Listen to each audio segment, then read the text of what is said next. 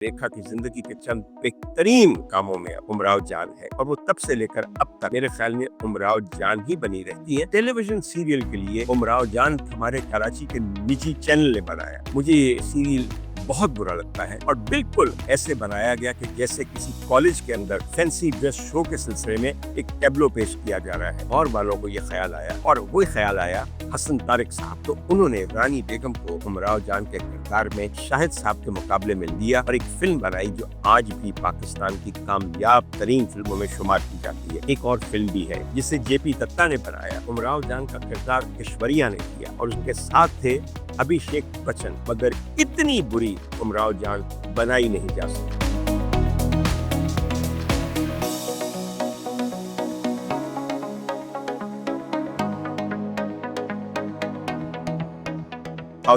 Loud speaker का एक नया एपिसोड और उसे आपकी खिदमत में लिए हाजिर है डॉक्टर उमर आदिल। आज का एपिसोड एक ऐसी सिनेमैटिक थीम के मुताल्लिक है, एक ऐसे सब्जेक्ट के मुताल्लिक है कि जो हमारे फिल्म साजों को और हमारे फिल्म बीनों को बेइंतहा पसंद है। ये मैंने क्यों इस दफा चुना इस थीम को, इसलिए कि अब से कुछ हफ्ते पहले की बात है कि मुंबई के अंदर एक फिल्म को दोबारा डिजिटली रीमास्टर करके उसको री रिलीज किया गया और उस पर बहुत ज्यादा तामझाम से तकरीबात हुई। तकरीबन हमारा जो बॉलीवुड की लीडिंग सेलिब्रिटीज हैं वो उसमें शामिल हुई, गुलकार भी थे, अदाकार भी थे और उस फिल्म की कास्ट में शामिल लोग, उस फिल्म के प्लेबैक सिंगर्स भी वहां पे मौजूद थे। हालांकि फिल्म जब इनिशियली रिलीज हुई तो ये 1981 का वाकया है, यानी कि आप ये समझिए कि तकरीबन 44 साल बाद इस फिल्म को दोबारा रिलीज किया गया। मैं आपको एक बात बता दूं कि मेरी जनरेशन, मुझसे बड़ी जनरेशन और मुझसे छोटी जनरेशन भी, they have actually grown up watching this movie. They have actually grown up humming the tunes of this particular movie, and they all love the haunting melodies and the extremely brilliant acting of the protagonist of this particular movie.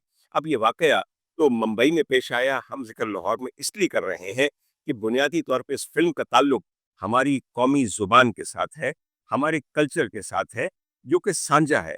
Film का नाम, अब मैं मजीद suspense नहीं आपको बताता, film का नाम है उमराव जान अदा। उमराव जान अदा बुनियादी तौर पे मिर्जा हादी रुस्वा का वो शुरा आफाक उर्दू नावल है कि जिसे उर्दू अदब में एक मुमताज मकाम हासिल है।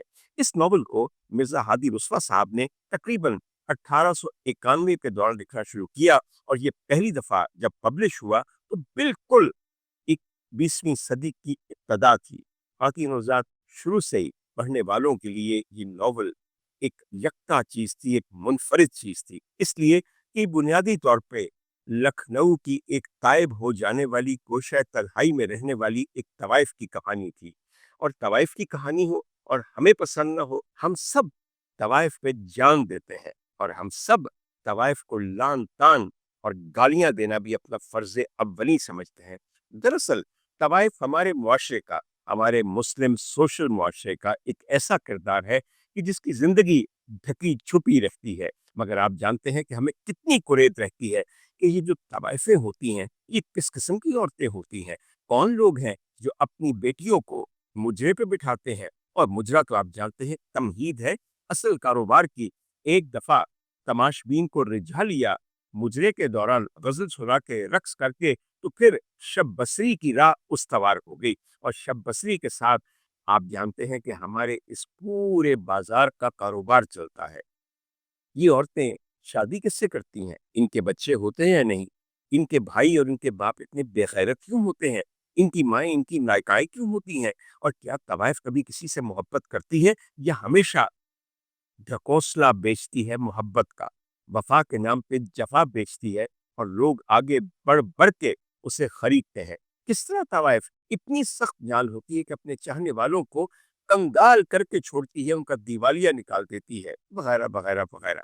खातिन हज़रात, ये तमाम चीज़ें और ये सवालात हमारे जहन में घूमते रहते हैं, मगर मेरे ख्याल में मिर्ज़ा साहब ने जिस तरह अपने नावल में उमराव जान की कहानी बयान की है, उससे बहुत हद तक पता चलता है कि उनका तवाइफों के यहाँ आना जाना भी था, उनकी नफ्सियात और उनकी मुआशरत से किसी हद तक उन्हें वाकफियत भी थी। मिर्जा हादी उस्मा का थोड़ा सा जिक्र कर ले। मेरी नज़र में अगर कोई कमाल मल्टी फैसेटेड اور مختلف جہتیں رکھنے والا اپنی ایک شخصیت پہ آدمی تھا، تو وہ اپنے دور میں رسوا تھے۔ رسوا بنیادی طور پہ تعلیم یافتہ تھے، انہوں نے انجینئرنگ پڑھی ہوئی تھی، کیمسٹری کے اوپر ان کو ایک خاص گرپ حاصل تھی اور کیمیا کو ایک بہت اپنا پسندیدہ مضمون سمجھتے تھے۔ کیمیا تو کیمیا، ایسٹرونومی اینڈ ایسٹرولوجی یعنی کہ ماہر فلکیات بھی تھے اور علم نجوم کے ماہر بھی تھے۔ اس زمانے کے مطابق بر صغیر کے کسی بھی پڑھے لکھے آدمی کی طرح اردو، انگریزی، ہندی، فارسی تو جانتے ہی تھے، مگر اس کے علاوہ مرزا ہادی رسوا، جنہوں نے امراؤ کے ساتھ بہت ساری صحبتیں اور شامیں گزاری، یونانی کو بہت اچھی طرح بولتے، سمجھتے، پڑھتے اور لکھتے تھے، جو اس زمانے کے لیے آسان چیز نہیں تھی۔ اس کے علاوہ ان کو الجبرا کے ساتھ بھی ایک دلچسپی تھی اور تینوں ذات ریلوے کے اندر بھی یہ ملازمت کرتے تھے۔ اور پھر آپ جانتے ہیں کہ رسوا کوئی ذات نہیں، رسوا ایک تخلص ہے، اور تخلص انہی کا ہوتا ہے جو کہ شعر کہتے ہیں، تو بہت عمدہ ایک شاعر بھی تھے۔ ناول نگاری کے اندر، اردو ناول نگاری کے اندر رسوا کا ایک ممتاز اور منفرد مقام ہے۔ یہ مت سمجھیے گا کہ انہوں نے صرف امراؤ کی داستان رقم کی ہے، اس کے علاوہ بھی ان کے 3-4 ناول میں نے پڑھ رکھے ہیں، اور پاکستان میں وہ شائع ہو کے پورا مجموعہ رسوا ملتا ہے، آپ بھی پڑھیے، آپ کو لگے گا کہ کہیں کہیں وہ ناول امراؤ جان کو بھی کاٹ کے آگے نکل جاتے ہیں، مگر پھر کیا کیا جائے۔ امراؤ ایک طوائف تھی، وہ بھی لکھنؤ کی، وہ بھی 19ویں صدی کی، جبکہ ایک عہد جو بہت رنگین عہد تھا وہ گزر رہا تھا اور ایک دوسرا عہد جنم لے رہا تھا۔ طوائف کی کہانی میں ہمیں جتنی دلچسپی ہے، میں پہلے بھی کر چکا ہوں، ہمیں اپنی کہانی میں نہیں ہے۔ بہرحال رسوا نے امیرن اور پھر امراؤ اور پھر امراؤ جان اور پھر امراؤ جان ادا کی کہانی کو اس طرح بیان کیا ہے کہ وہ حقیقت کے بہت نزدیک ہے۔ اسے اوور گلیمرائز نہیں کیا، اسے مسٹیفائی نہیں کیا، اسے فینٹسائز نہیں کیا۔ یہ تینوں لفظ سمجھیے گا، ہم نے جب بھی طوائف کی کہانی کو فلمایا ہے، وہ فلم کے پردے کے لیے ہو یا ڈرامے کے لیے، ہم نے زیور، کپڑا، پشواز، موسیقی، طبلہ، مجرا، رقص، حسین ہیرو، نوابین اور نہ جانے کیا کیا شامل کر کے طوائف کو اپنی حقیقت اور اصلیت سے بہت دور لے جا کے کہیں کھڑا کر دیا ہے۔ اور پھر ہماری جتنی بھی سیلولوئڈ کوٹیزان، کتنا پیارا لفظ ہے سیلولوئڈ کوٹیزان، یعنی کہ وہ کوٹیزان، وہ طوائف جسے ہم نے فلم کے پردے پہ آپ کے سامنے پیش کیا ہے، وہ ہمیشہ ایک دکھی اور ایک انتہائی نیک اور اپنی گناہ آلود زندگی سے تنگ لڑکی کے طور پہ پیش کی جاتی ہے، جو کہ انتظار کر رہی ہوتی کہ ہائے کوئی شریف زادہ، کوئی نواب صاحب کا بیٹا جو اس کے کوٹھے پہ آتا ہے، ایک دن آگے بڑھ کے اس کا ہاتھ تھامے گا، بلکہ بارات لے کے عین بازار میں آئے گا اور کوٹھے پہ بیٹھی ہوئی لڑکی اور مالزادی کو بیاہ کے وہی نکاح پڑھا کے مولوی صاحب کے سامنے لے جائے گا۔ اور جب یہ بارات اس کے ڈولے کو لے کے واپس جاری ہوتی ہوگی شرافت کی زندگی کی طرف، تو ہائے، ہر کوٹھے کے ہر چوبارے، ہر چلمن کے ساتھ ایک مالزادی یوں لگی ہوئی آنسو بہا رہی ہوگی کہ میرا نصیب کب کھلے گا اور میں کب اس گناہ کی بستی سے بیاہ کے اشرافیہ کے محلات تک پہنچوں گی اور بیگم صاحبہ کہلاؤں گی۔ چھوڑ دیجئے، یہ ایک معاشرت بھی ہے، ایک ذہنیت بھی ہے۔ ہر طوائف یوں اسکیپ نہیں چاہتی، نہ ہی اپنی زندگی سے اتنی تنگ ہوتی ہے جس کا آپ سمجھتے ہیں۔ مجھے ایک واقعہ یاد آ گیا، صاحب نے میرے سامنے کہا کہ ہر لڑکی طوائف مجبوری سے نہیں بنتی، کئیوں کو مزہ بھی آتا ہے۔ خیر، میں کسی کا مذاق نہیں اڑانا چاہتا، مگر ایک آپ کو بات بتاؤں، بہت سی لڑکیوں کو لوگ آفر کرتے ہیں کہ تم یہ گناہوں کی زندگی چھوڑ دو اور آؤ تمہیں ایک قائد قسم کی بیوی کسی کی بنائے اور پھر تم زندگی بھر اس مرد کی ملاقات میں رہو۔ میں ایک آپ کو بات بتا دوں، کیچڑ میں کمل کھلتا ہے، اس کا رنگ خوب بھاتا ہے، وہ خوب پھلتا ہے، پھولتا ہے۔ اسی کیچڑ میں سے کمل کی ٹنٹھل کو کاٹ کے آپ کارنس پہ رکھے ہوئے بلوری گلدان کے اندر لگا دیجئے، کئی دن بہار دے گا، 2 دن بعد مرجھا جائے گا، چوتھے دن رنگ اور پنکھڑیاں دونوں ساتھ چھوڑ دیں گی، اور 5ویں دن آپ اس مرجھائے ہوئے کمل کو اٹھا کے کوڑے دان پہ پھینک دیں گے۔ تو اللہ نے جہاں جس کو پیدا کیا ہے اس میں اس کی مصلحت ہے اور وہ وہیں مناسب رکھتا ہے۔ آپ یہ سوچئے کہ طوائف نہ ہوتی تو ہم سب کے ذہن میں یہ جادو نگری اور جادو نگری میں رہنے والی یہ پریاں کیسے ہمیں مہمیز کرتی، نہ کرتی۔ خیر، رسوا نے تو ناول لکھا ناول پڑھنے والوں کے لیے، उर्दू के शौकीनों के लिए, मगर उन्हें शायद ये पता नहीं था कि बदलते हुए वक्त की टेक्नोलॉजी के मुताबिक हम इस नॉवल के ऊपर फिल्में बनाएंगे। हाँ, मैं ये तो बताऊं कि उमराव जान का दोबारा तस्करा क्यों आपके सामने कर रहा हूँ, और इस बासी कड़ी में जो उबाल आया है मेरे बयान के लिए, वो क्यों आया है। मैंने पहले भी आपको कहा कि तकरीबन 1981 में कोतवारा के महाराजा, जिनका नाम मुजफ्फर अली था, उन्होंने उमराव जान पे एक फिल्म बनाई और 1981 में उसे रिलीज किया। मुझे बताने की जरूरत नहीं है कि उमराव जान का किरदार अदा किया रेखा ने, और मेरे ख्याल में रेखा की जिंदगी के चंद बेहतरीन कामों में, बेहतरीन किरदारों में उमराव जान है, और वो तब से लेकर अब तक मेरे ख्याल में उमराव जान ही बनी रहती हैं। ये और बात है कि पिशवाज नहीं पहनती, हाँ पिशवाज भी बहुत पहनती हैं। कोई आप इंडियन फिल्म अवार्ड ले लीजिए, कोई आईफा की तकरीब तकरीब ले लीजिए, कोई फिल्म फेयर की तकरीब ले लीजिए, रेखा हमेशा आपके सामने भारी बनारसी पेशवाज पहने हुए आएंगी, और जेवरात तो ऐसे कि अल अमाओ अल हफीज, झूमर, टिकइयाँ, झाले, पासा, गुलूबंद, हार, मालाएं, चूड़ियाँ, बाजूबंद और घुंघरू, ये सब चीजें रेखा के अटायर में शामिल हैं। She is actually fixated in that one particular role that she did. आप कहेंगे नहीं नहीं, वो साड़ियाँ भी पहनती हैं। जी हाँ, मैं जानता हूँ कि बेइंतहा कीमती और भारी कांजीवरम वो पहनती हैं, मगर तब भी देखिए उनका मेकअप वगैरह बिल्कुल ऐसे है, और उनका जेवर का इंतखाब इतना ही ज्यादा है कि जैसे उमराव जान ने या अमीरन ने आज साड़ी बांध दी। और हजरत रेखा को देखकर मुझे कभी कभी लगता है कि बिल्कुल वो हमारी माजी की अदाकारा सुरैया की तरह है।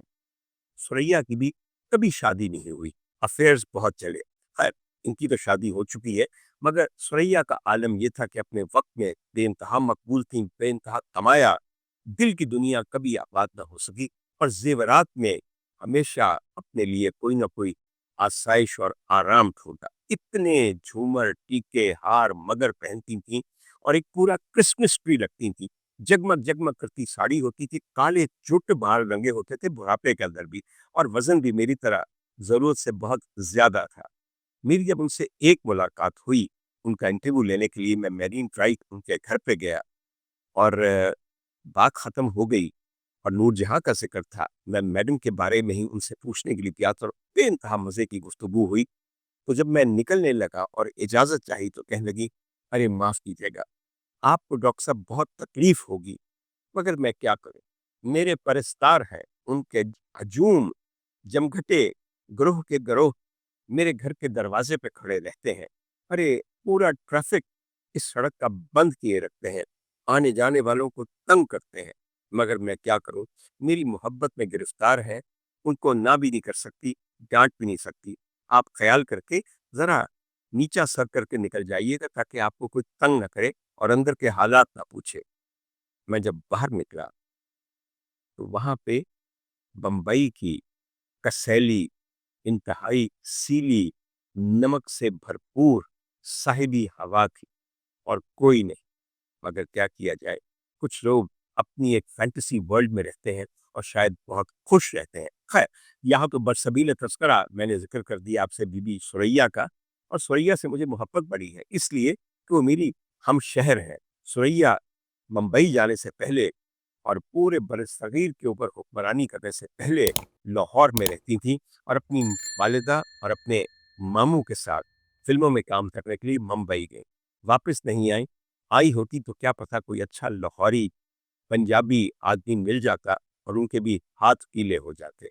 बात पर नाम बहुत सारों के उनके सामने आए। आप जानते हैं कि देव आनंद साहब, हालांकि पता नहीं मोहब्बत करने के काबिल भी थे या नहीं, फिर ग्रेगरी पेक के साथ, और न जाने क्या क्या। बात पर बहुत ही मजाक। रेखा की तैयारी पाओ देखिए, she is still totally infatuated with her own character which was Umrao जान।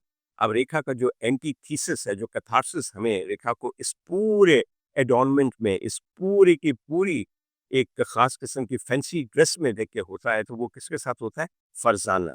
फरजाना जो उनके बहुत करीब है, कहा जाता है कि उनकी सेक्रेटरी भी हैं, उनकी मैनेजर भी हैं, उनकी पार्टनर भी हैं। फरजाना की हियत ऐसी है कि एक प्रिंस सूट पहना होता है, यानी कि छोटी शेरवानी, गैम के कॉलर वाली, बाल हमेशा नहायत छोटे कटे हुए मर्दों की तरह और बिखरे हुए शायरों की तरह, चेहरे पे एक इतना सा मेकअप नहीं होता, उनके होठों ने कभी लिपस्टिक को नहीं देखा, मगर सारी कसर जो है वो उनकी मालिका और उनकी पार्टनर रेखा ने पूरी की होती है। बहरतौर ख़वातीन हज़रात, उमराव जान रेखा की बेहतरीन फिल्मों में से एक है और उनके फिल्मी करियर का एक बहुत बड़ा लैंडमार्क है। और सबसे बड़ी बात यह है कि तकरीबन 44 बरस के बाद रेखा जब री रिलीज ऑफ उमराव जान की तकरीब में आई हैं, तो वो फिर से उमराव जान बन के आई। उन्होंने एक आइवरी कलर की पिशवास पहनी हुई थी, बड़ा सा झूमर एक तरफ था, बालों में गजरे ही गजरे थे और जहां जहां जिस्म पे जितना जेवर हो सकता था सब पहना हुआ था।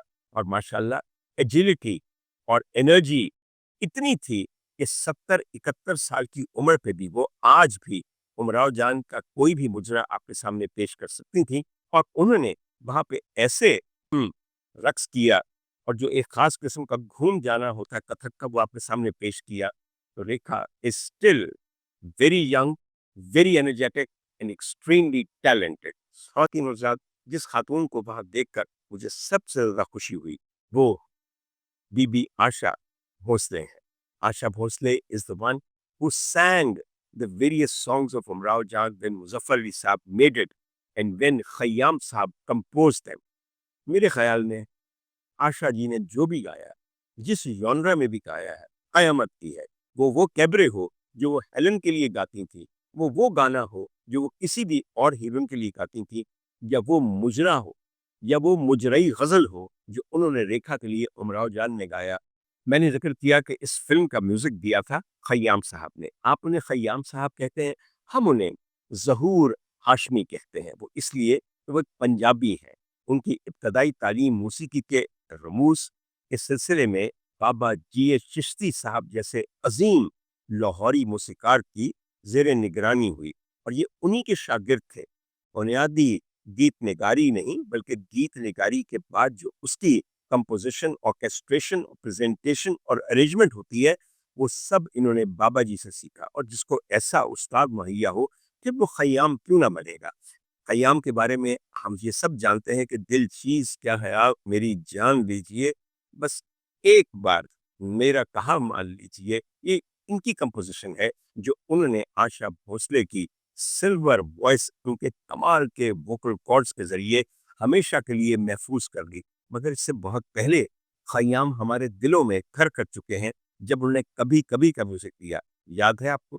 कभी कभी मेरे दिल में ख्याल आता है, इससे प्यारी चीज क्या होगी। साहिर लुधियानवी की लिखी हुई ये नज्म जिसे गीत का कालिब दिया गया, फिर नूरी में, और फिर न जाने क्या।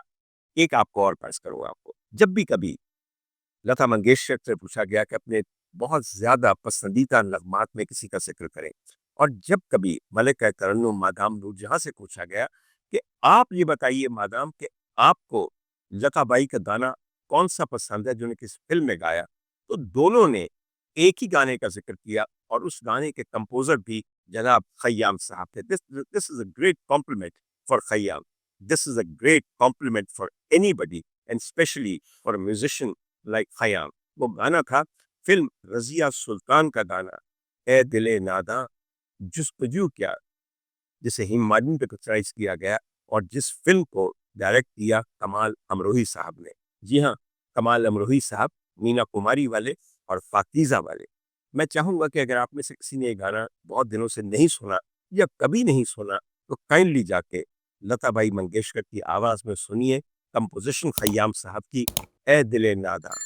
हाँ, यहाँ मैंने जिक्र किया है कमाल अमरोही साहब का, उनकी बेगम मीना कुमारी का और उनकी बनाई हुई फिल्म पाकीज़ा का। In my opinion, Pakiza would remain one of the golden examples of the celluloid artisan genre of the subcontinental cinema.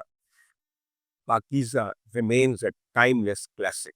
अब आज देखिए उस फिल्म को तो लगता है कि अभी देखी है। उसका हर गीत, हर एक्शन, हर मुकालमा, हर सीन एक पेंटिंग की तरह है और लगता है कि आप एक शहर निगारा में चले गए हैं जब आप पाकीज़ा को देखते हैं। खैर, मुज़फ़्फ़र अली साहब की उमराव जान भी कुछ कम ना थी। मुज़फ़्फ़र अली साहब का अपना ताल्लुक कोतवारा था, जिस रियासत के वो फरमारवा थे। उनके वालिद सैयद सज्जाद हुसैन बाकायदा राजा थे कोतवारा के, और इनका एक अपना कोर्ट ऑफ आर्म है। कोतवारा एक छोटी सी म्यूनिसिपैलिटी मगर रईसों के लिए तो अगर एक छोटी सी बस्ती भी हो तो उनकी रईसी और नजाबत उसमें से झलक पड़ती है। मेरी अपनी मुलाकात जनाब मुजफ्फर अली साहब से लाहौर में हो चुकी। अपनी तीसरी बेगम के साथ लाहौर आए थे और तब बहुत ही उम्दा गुफ्तगू इनके साथ उमराव जान के सिलसिले में, और उस जमाने में इनकी एक फिल्म थी जो कि जान निसार के नाम से पिक्चराइज हुई और आपके सामने पेश की गई, मगर कामयाब ना हुई। उसका भी तस्करा था। अब जान निसार का, उमराव जान का, मुजफ्फर अली साहब का और हमारा क्या ताल्लुक है? ये ताल्लुक सिर्फ एक हमारे अदाकार की वजह से है। उस अदाकार का नाम है इमरान अब्बास। मैं बताऊं क्यों। इमरान अब्बास को रोल दिया गया नवाब सुल्तान का उस टेलीविजन सीरियल के लिए जिसे उमराव जान पे मबनी करके बनाया गया, और ये एक हमारे कराची के निजी चैनल ने बनाया। मुझे ये सीरियल बहुत बुरा लगता है क्योंकि बेइंतहा ऐसा लगता था कि कार्डबोर्ड का बना हुआ है, और बिल्कुल ऐसे बनाया गया कि जैसे किसी कॉलेज के अंदर फैंसी ड्रेस शो के सिलसिले में एक टैब्लो पेश किया जा रहा है। मगर इमरान अब्बास इसमें हीरो थे और बाद में एक बहुत ही कामयाब टेलीविजन और फिल्म के हीरो बन के उभरे। जानिसार में भी उनको मुजफ्फर अली साहब ने लिया, और मैं ये भी जानता हूँ कि संजय लीला भंसाली साहब की बहुत ख्वाहिश थी कि कीरा मंडी में भी वो इमरान अब्बास को ले। इमरान एक इंतहाई तालीम याफ्ता, इंतहाई बाइखलाक, बेइंतहा सुरीला और हसीन तो है ही। मुझे बहुत पसंद है, मेरे ज़ाती दोस्तों में शामिल है, इसलिए I have a great respect and love for him. Doctor Umar Adil हो और पुरानी और तारीखी बात ना करें, क्योंकि डॉक्टर उमर आदिल खुद तकरीबन 2000 साल का है और खुदाइयों में निकला था, तो इसलिए मैं सबसे पहले जिक्र ये करूंगा कि वो पहली फिल्म कौन सी थी जो मिर्जा रुस्वा के नॉवल उमराव जान के ऊपर माखूज करके बनाई गई। खातिन हज़रात, 1958 में हमने पहली दफा सिनेमैटिक अडेप्टेशन ऑफ रुस्वाज नॉवल देखा और फिल्म का नाम था मेहंदी। और इसमें मैं आपको ये भी बता दूं कि हमारी पहली उमराव जो कि बड़े सगीर की कोई लड़की बनी, उसका नाम था जयश्री। जयश्री अपने जमाने की मशहूर हीरोइन थी, लेकिन अब वक्त ने उन्हें भुला दिया है, और जयश्री के साथ अजीत थे जो कि नवाब सुल्तान थे। मगर एक बात आपको और बताओ, जिस बंदे ने इस फिल्म को डायरेक्ट किया था वो बाद में पाकिस्तान आ गए। उनका नाम था शेख मोहम्मद यूसुफ। आपने नहीं पहचाना, एस एम यूसुफ, जो कि इकबाल यूसुफ के वालिद और फिर अदाकारा बहार के सुसर। जी हाँ, एस एम यूसुफ पहले बॉम्बे में काम करते थे। वहां तकरीबन उन्होंने 14 कामयाब फिल्में बनाई, जिनमें से सबसे कामयाब फिल्म नेक परवीन थी, और उसमें रागिनी बेगम थी। वो भी यहीं से गई थी, गुजरावाला से लाहौर और फिर लाहौर से मुंबई। खैर, और यहाँ आने के बाद in the 50s S M Yusuf came back to Pakistan, और इन्होंने तकरीबन 13 कामयाब फिल्में यहाँ बनाई। और जब मैं कामयाब कहता हूँ तो बहुत कामयाब, जिनमें से मेरी पसंदीदा फिल्म सहेली है। याद है आपको? उसके अंदर शमीम आरा, नैयर सुल्ताना और दर्पण साहब थे। एक गाना तो याद होगा कि पियानो पे बैठ के गाया जा रहा है, याद है कि नहीं याद? गाने के बोल कुछ यूं हैं, हम भूल गए हर बात मगर तेरा प्यार नहीं भूले। हालांकि साफ पता लग रहा होता है कि भुला ही देना चाहिए था। बहुत बार खातिन हज़रात, मैं एक और जिक्र करना चाहता हूँ आपको, और वो जिक्र इसलिए मैं पसंद करता हूँ कि लाहौर वालों को ये ख्याल आया कि हम लाहौर में और पंजाब में रहते हैं, मगर क्यों ना लखनऊ की तहजीब के पस मंजर में एक इंतहाई लखनवी फिल्म बनाई जाए। और वो ख्याल आया हसन तारिक साहब को। क्या उम्दा नफीस हिदायतकार थे, पढ़े लिखे, खुश शक्ल, खुश तबीयत आदमी थे। और उन्होंने सोचा कि मैं 1972 में उमराव जान बना के रिलीज करूं। उसकी बहुत बड़ी वजह उनकी बेगम साहिबा थी, जो किसी भी ऐसे रोल को इस उम्दगी के साथ अदा कर सकती थी कि फिल्म एक मुरक्का और एक शाहकार बन जाए। मेरा इशारा रानी बेगम की तरफ है। तो उन्होंने रानी बेगम को उमराव जान के किरदार में शाहिद साहब के मुकाबले में लिया और एक फिल्म बनाई जो आज भी पाकिस्तान की कामयाब तरीन फिल्मों में शुमार की जाती है। और ये काम आसान नहीं है, क्योंकि लाहौर वालों का न लहजा वो होता है कि वो लखनवी उर्दू लगे, ना ही उनका मुहावरा स्वभाव ऐसा होता है। बार दौर फिल्म के ऊपर बहुत मेहनत की गई और ये बहुत कामयाब रही, और आज भी इसके गीत ऐसे जिंदा हैं कि शायद उनको कभी मौत ना आए। वो गीतों से याद आया कि जो उमराव जान हसन तारिक साहब ने बनाई, उसके मौसीकार निसार बज़मी साहब थे। निसार बज़मी साहब का एक बहुत अच्छा वक्त और एसोसिएशन मलिका तरन्नुम मादाम नूरजहां के साथ रही है। जिस जमाने में ये फिल्म बन रही थी, मैं अर्ली 70s का जिक्र कर रहा हूँ, तो मैडम तक हर बात पहुंच जाती थी। पता चला एक दिन मैडम को कि भी मैडम इन गाने रिकॉर्ड कर रहे हैं بزمی صاحب نے رونا لیلا کی آواز میں. پھر پتا چلا کہ بھی رونا لیلا دی آواز ایک اور گانا ریکارڈ کیا گیا اور بڑا پیارا گانا ہے. آپ فرمائیں کیا خریدیں گے؟ نہیں، اس کے بول کچھ ایسے تھے کہ زخم دل کی دوا خریدیں گے، یسوعوں کی گھٹا خریدیں گے، آپ فرمائیں کیا خریدیں گے. سیف الدین سیف صاحب کا لکھا ہوا گانا ہے. خیر، میڈم تک تمام باتیں پہنچتی رہتی تھی. ایک دن میڈم کو اطلاع ملی کہ نیچے بزمی صاحب اور حسن طارق صاحب تشریف لائے ہیں اور آپ سے ملنا چاہتے ہیں. میڈم نے کیا، بٹھاؤ، آ کے مل لینی ہے. میڈم اپنے ڈرائنگ روم میں پہنچی تو صاحب وہاں بیٹھے تھے اور بڑے ہی پیار سے اور لجاجت سے ملے اور کہنے لگے کہ میڈم امراؤ جان اسی بنا رہے ہیں. بڑی زبردست کہانی ہے. تمہیں پتہ ہے کہ طوائف کی کہانی ہے تو اس بڑے اچھے مجرے نے. تو میڈم کہنے لگی کہ بڑی اچھی گل ہے، میں نہ چیز کی خدمت کر سکنی ہے. تو انہوں نے کہا کہ میڈم ایک گانا آپ سے گوانا ہے. اچھا. میڈم نے کہا کہ مجھ سے گانا گوانا ہے، ذرا بول بتائیے کیا ہے. تو بزمی صاحب نے ہلکی سی دھن پہلے بٹھائی اور کہا کہ وہ کچھ ایسے ہیں کہ ہم تو مہمان ہیں، جانے کے لیے آئے ہیں، آخری گیت سنانے کے لیے آئے ہیں. میڈم نے کیا، پھر انج کر دیو نا، میرے واسطے انج کہو، آخری گیت گوانے کے لیے آئے ہیں. پہلے سارے گیت سارے مجھے تے گوالے جو رونا لیلا کرو کہ ہن میں مل گئی ہے تانوں آخری گیت گانا واسطے. دونوں اصحاب شرمندہ تو ہوئے، مگر میڈم کو یہ پتا تھا کہ جس چیز سے میں ہر چیز کو تہس نہس کر دوں گی وہ اپنی آواز ہے. تو انہوں نے کہا کہ بالکل یہ گیت میں گاؤں گی. یہ گیت بے انتہا طویل بھی تھا اور بے انتہا مشکل بھی تھا.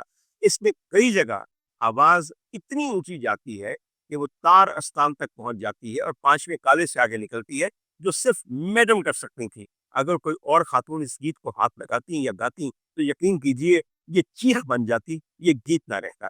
آج بھی میرے خیال میں اس فلم کی سب سے نوٹسبل چیز، سب سے ریمارکیبل چیز اور سب سے انفرگیٹیبل چیز مادام کا گایا ہوا یہ گانا ہے جو فلم کا کلائمیکس ہے. اور کیا عمدہ کلائمیکس ہے. پوچھ ان سے جو ستم ڈھاتے ہیں کس لیے ماؤں کو نچواتے ہیں. باپ کی گود میں تو بول اٹھا، دیکھیے میرا لہو بول اٹھا، دل میں ارمان ہے مر جانے کے، آخری وقت ہے پروانے کے. اب میرے پاؤں میں کوئی زنجیر نہیں، اب میرے راستے میں تقدیر نہیں. آپ دیکھیے میڈم نے کس جوش سے گایا ہے کہ اس کے بعد رانی بیگم کو اپنے پیروں سے تتکار کی ضرورت ہی نہیں رہی. خواتین حضرات، ایک اور فلم بھی ہے جو کہ اسی ناول پہ بنائی گئی، اس کا ذکر نہیں کیا جائے تو بہت اچھا ہے. وہ فلم تھی امراؤ جان، جسے جے پی دتا نے بنایا اور جس کے اندر امراؤ جان کا کردار ایشوریا نے کیا اور ان کے ساتھ تھے ابھیشیک بچن. بعد میں یہ دونوں شادی شدہ ہو کے میاں بیوی بن گئے اور پھر اب تو الگ بھی ہو گئے ہیں، جس کی ہمیں کوئی خوشی نہیں ہے. مگر اتنی بری امراؤ جان بنائی نہیں جا سکتی. اس میں مجھے صرف ایک بات کہنی ہے، مظفر علی صاحب کی امراؤ جان کے اندر مرکزی کرداروں کے علاوہ ہر ایک کردار اتنا موزوں تھا، اتنی عمدہ اداکاری سے مزین تھا کہ یقین نہیں آتا تھا. اگر ایک نوکرانی بھی کوئی پیغام لے کے آتی تھی اس کے لہجے سے صاف لگتا تھا کہ یہ لکھنؤ کے کسی بہت بڑے گھرانے کے ہاں نوکر ہے. آپ یقین کیجئے نوابین ایسی شستہ اردو بولتے تھے کہ لگتا تھا اداکار نہیں، برسا برس سے خاندانی نواب ہے. مگر اس فلم میں ایک کیریکٹر ایکٹریس ایسی تھیں جنہوں نے قیامت کر دی اور وہ تھی شوکت عظمی، جو کہ کیفی عظمی صاحب کی بیگم صاحبہ اور شبانہ اور بابا عظمی کی والدہ ہیں. شوکت بی بی نے اس میں خانم صاحب کا ایک امورٹل کردار ادا کیا جسے میرے خیال میں کوئی دوسرا ادا نہیں کر سکتا. مگر شبانہ اعظمی کی عقل ماری گئی تھی کہ جے پی دتا کی ہدایت میں بننے والی ایشوریا والی امراؤ جان میں وہ اپنی والدہ کا کیا ہوا انفرگیٹیبل کردار خانم صاحب کا کرنے بیٹھی اور اتنا برا کیا کہ جتنا کہا جائے، اور میرے خیال میں جتنی لال قانون کو اس کردار پہ ہے اور کسی چیز پہ شاید نہ ہو. خواتین صاحب، میرے جاننے والے ایسے کئی لوگ ہیں جو آج بھی خانم صاحب کے منہ سے ادا ہوئے وہ تمام مکالمے ازبر یاد کیے ہوئے اکثر استعمال کرتے ہیں جو انہوں نے امراؤ جان میں کیا. ایک سین میں ایک نواب صاحب ہیں جن کے حالات بہت بدل گئے ہیں، وہ ان کی بیٹی بسم اللہ خانم کے پاس آ کے پڑے رہتے ہیں تو ان کو بدھانے کی نیت سے ایک دوشالہ ان کے سامنے رکھتی ہیں اور کہتی ہیں کہ یہ تاجر بیچنے کے لیے لایا ہے، اگر حضور پرورش کرے تو میں یہ دوشالہ خرید لوں اور اس جاڑے میں میری بوڑھی ہڈیوں کو کسی حد تک ٹکور ملے۔ خیر وہ تامل کرتے ہیں کہ اب ہمارے ایسے حالات نہیں رہے، اور وہ جب خاموش ہوتے ہیں تو خانم صاحب ایک جملہ کہتی ہے کہ بھائی سخی سے سوم بھلا جو ترت دے جواب، ہاں نہ صحیح نہ صحیح۔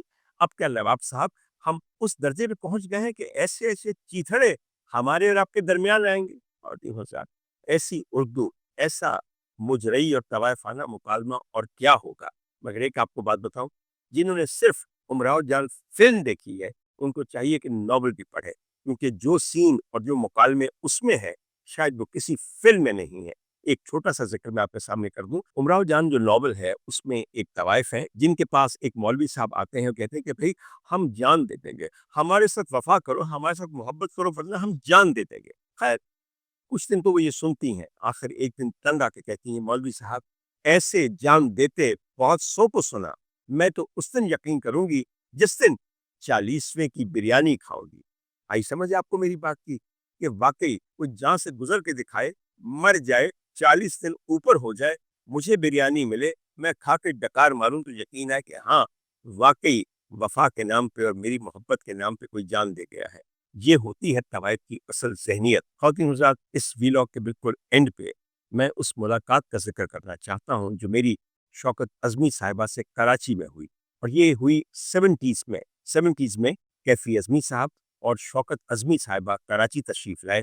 ہم ان زمانے میں کلفٹن پہ رہتے تھے، ہمارے بالکل ایک نیبر تھے جن کے ہاں ایک محفل مشاعرہ رکھا گیا، اور میری والدہ اور میرے والد دونوں کو چونکہ کیفی کی شاعری بڑی پسند تھی، اس لیے کہ وہ ایک پروگریسو رائٹر تھے اور ترقی پسند شعراء اور ادبا میں سے ایک بڑا مقام رکھتے تھے، تو انہوں نے خاص طور پہ وہاں جانا تھا۔ میں تب اسکول میں پڑھتا تھا، لیکن میرے والدین مجھے کسی بھی ایسی جگہ پہ لے جانے کے لیے مصر ہوتے تھے جہاں وہ یہ سمجھتے تھے کہ مجھے کچھ تعلیم حاصل ہوگی۔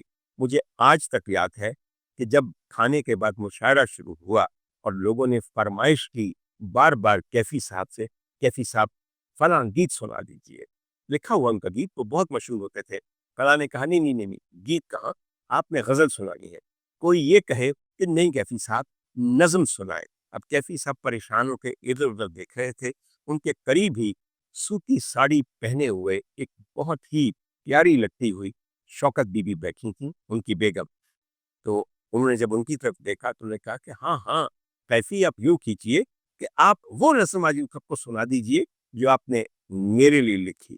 میں نے زندگی میں پہلی دفعہ وہ نظم کیفی صاحب کے منہ سے کراچی کلفٹن کی UBL بلڈنگ کے فلیٹ نمبر 4 کے ڈرائنگ روم میں سنی، اور میں چاہتا ہوں کہ وہاں وہ نظم جو میں نے چھوٹے چھوٹے ہاتھوں سے اپنے لکھ لی تھی اس کے ایک بند پہ اس ویلاگ کا اختتام کروں، اور یہ تمام خواتین کے لیے ہے جن کے ہمیشہ حسن کے قصیدے شاعر پڑھتے ہیں مگر ان کی ذات اور کردار میں موجود خوبیوں کو اور مضبوطی کو کبھی نہیں للکارتے۔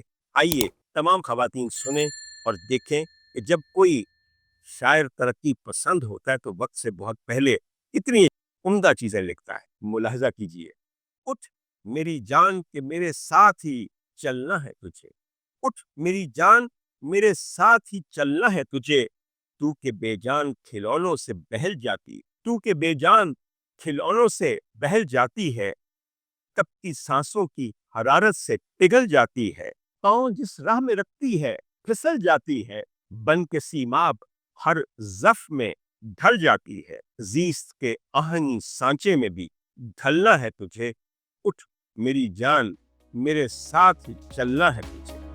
خدا حافظ۔